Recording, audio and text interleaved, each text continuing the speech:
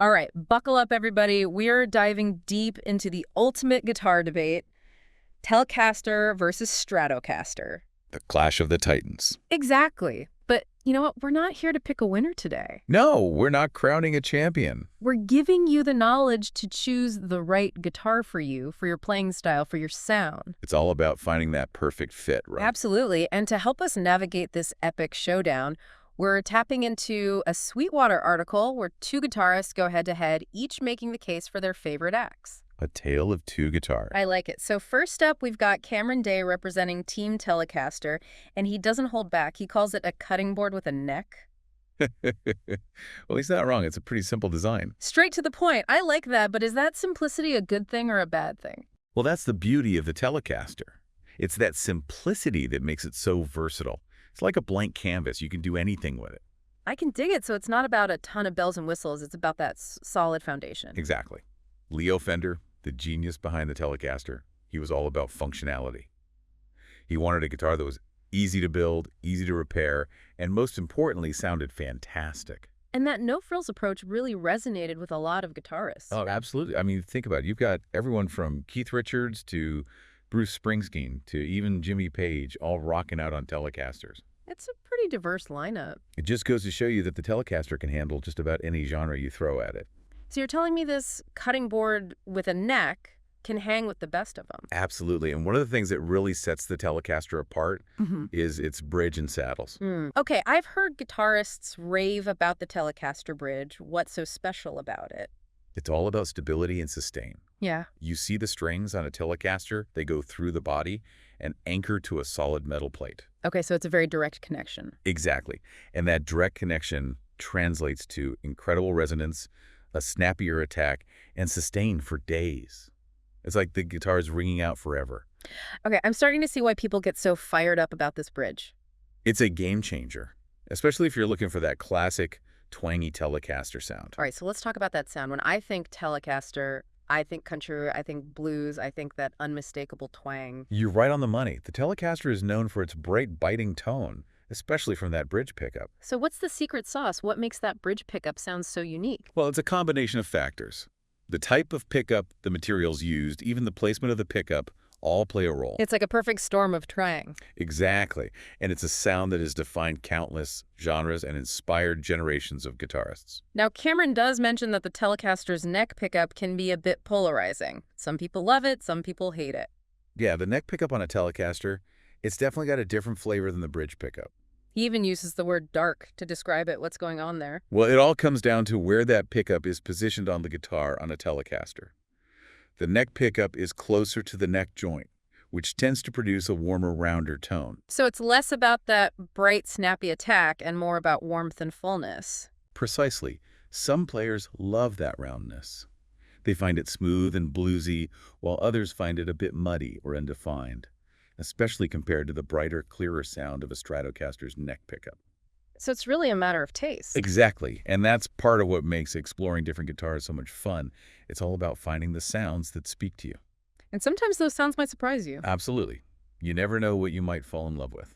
So we've got the Telecaster, simple, elegant, and it can really roar when you want it to. But then we have the Stratocaster with its curves and its reputation for being, well, a bit more refined, shall we say. And that's where our second guitarist, Mac McDonough, comes in, right? Exactly. Mac's story is a perfect example of how a guitarist's needs can change over time.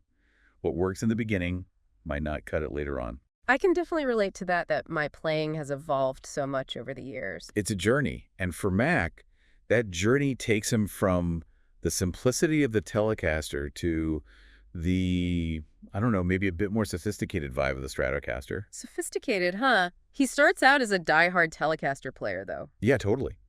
But his playing starts to evolve. He's getting into more complex chords, smoother lead lines, even dipping his toes into jazz fusion. And the Telecaster just wasn't cutting it anymore. Not quite. He started to feel a little limited by the design. He specifically mentions the Stratocaster's contoured body, how it just fits better when you're playing up high on the neck. Right, those curves aren't just for looks, they're ergonomic. The Stratocaster is designed to fit the human body, and that makes a huge difference, especially for extended playing sessions, less fatigue, easier access to the upper frets. So it's like the Stratocaster saying, come on, play me all night long. Exactly. It's all about comfort and playability.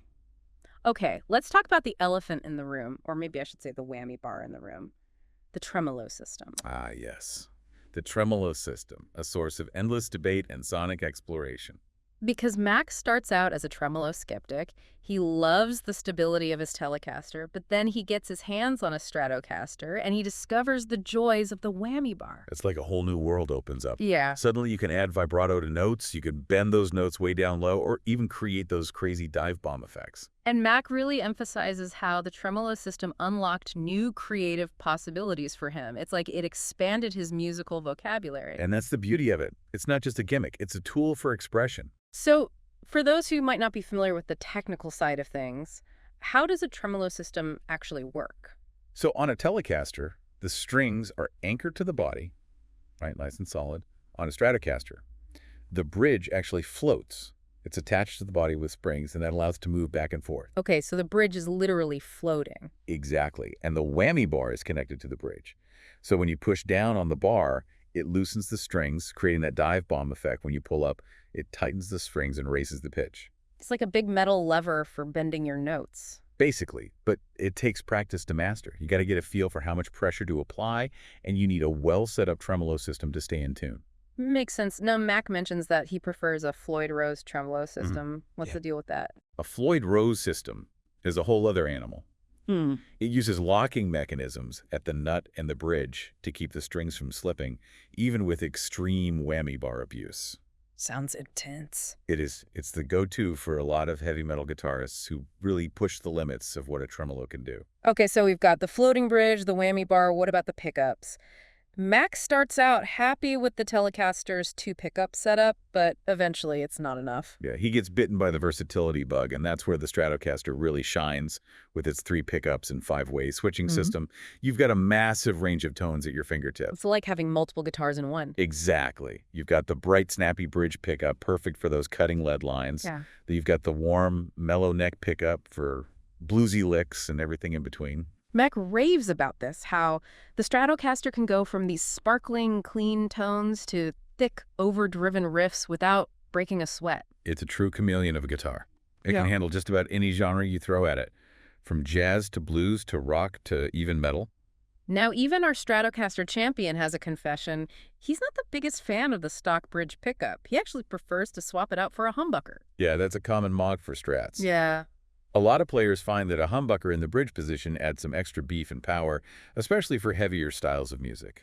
So even with a guitar as versatile as the Stratocaster, there's always room for customization. Always, you can tweak it and fine-tune it to your heart's content. It's all about finding that perfect sound, that perfect feel. So, all right, we've explored the Telecaster, we've dug into the Stratocaster. Where do we even go from here? Yeah, so comparing apples and oranges, both delicious in their own way, right? Exactly, and both capable of some serious sonic magic. But I gotta ask the question that's probably on everyone's mind.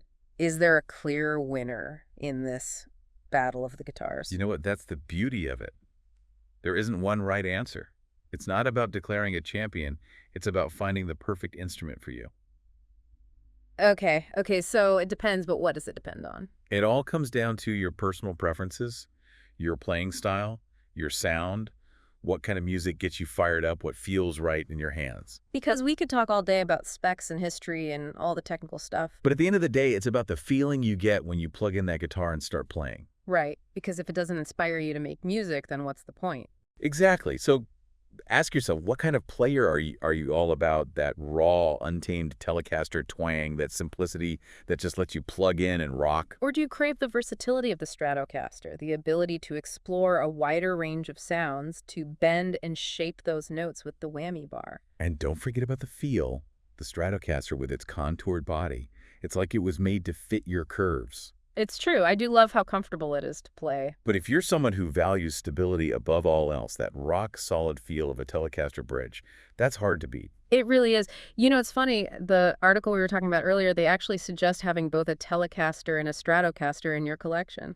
Why not have the best of both worlds, right? Exactly, like having the right tool for any musical situation. Precisely. And that's the beauty of being a guitarist. There's always something new to explore, a new sound to chase, a new guitar to fall in love with. So to everyone listening out there, don't be afraid to experiment, try different guitars, find what speaks to your soul, and never stop exploring the amazing world of music. And that, my friends, is a perfect note to end on.